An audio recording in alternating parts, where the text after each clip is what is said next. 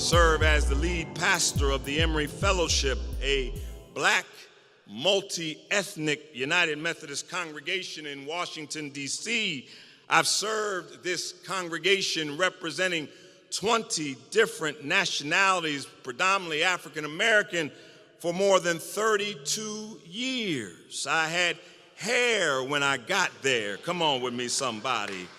I was assigned to the church in 1992. We were in trouble. We had a problem. Our walls were crumbling. The essence of our black community in the Brightwood neighborhood of Northwest D.C., Danny Everett, was decaying. But one of my homeboys said that walking along the major avenue in the community, Georgia Avenue, was like walking through the night of the living dead. Come on with me, somebody. Our 50-person worshiping congregation at the time had been threatened with closure on 3 occasions. Our church grounds were covered with broken bottles and beer cans lodged into the ground. Used condoms and used syringes graced the stairwells of our church from Sunday to Sunday. The smell of urine emanated from the front steps, the evidence of a transient lifestyle of men and women who were homeless and who came our way for temporary shelter. Lord, have mercy. Trouble was all around us. Somebody say, trouble is all around me. We didn't sit around in our heartbreak. We did not sit around in our heartbreak. We did not say, woe is me. We found ourselves fueled by the heartbreak. We looked for a solution. We began to survey our situation. We did hundreds of one-on-one relational meetings with people in our community. We got out of the seats and into the streets to just talk to people, get to know people, interact with people, listen to people, hear people, ask people what their vision was for their neighborhood, what they wanted to see their neighborhood become, what D.C. could become. And as we talked to people, they kept saying to us, we need affordable housing. The senior citizen who lived all her life in Brightwood was being priced out of her home because of rising property taxes. The tenant down the street was struggling with a landlord who kept raising his rent. The man and woman homeless at our doorstep weekly but working during the day told us what they needed. We need affordable housing. Folk coming to church every Sunday, Reb, we need affordable housing.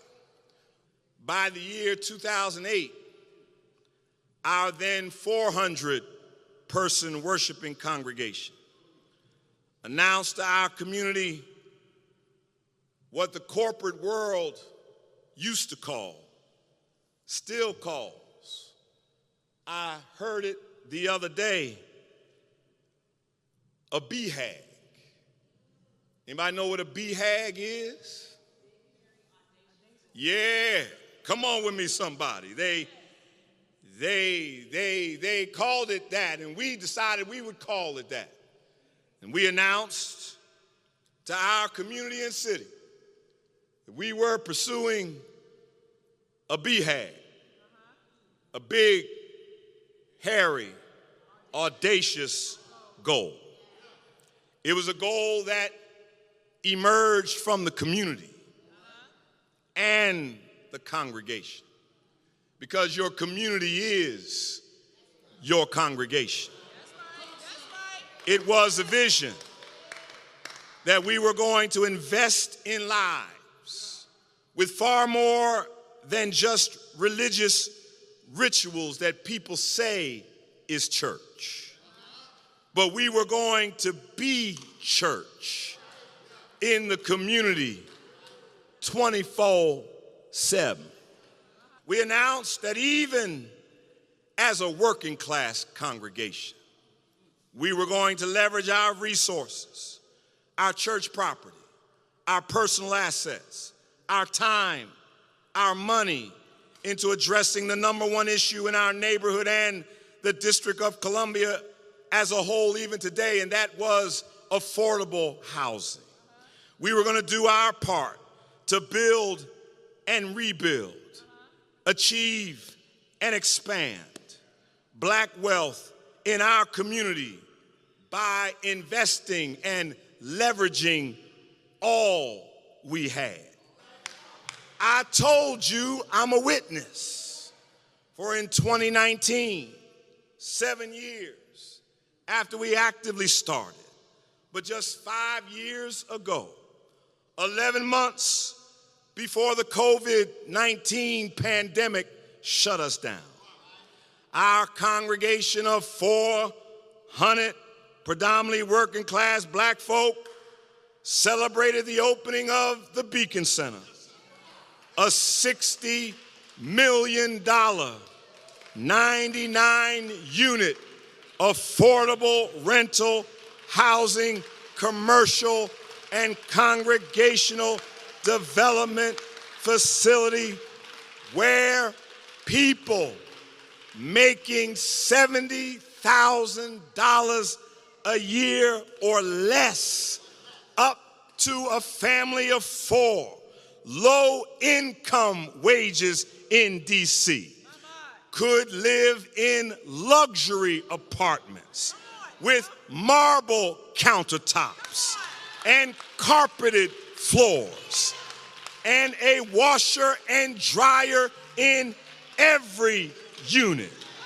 A contractor asked us, "Why are you building this expensive housing for poor people?" We said, "Because poor people deserve more than anybody else deserves." I wish I had somebody here. Generational wealth is being built in at least 300 families, thanks be to God, because a congregation saw that we can do this thing. Tell somebody, we can do this thing.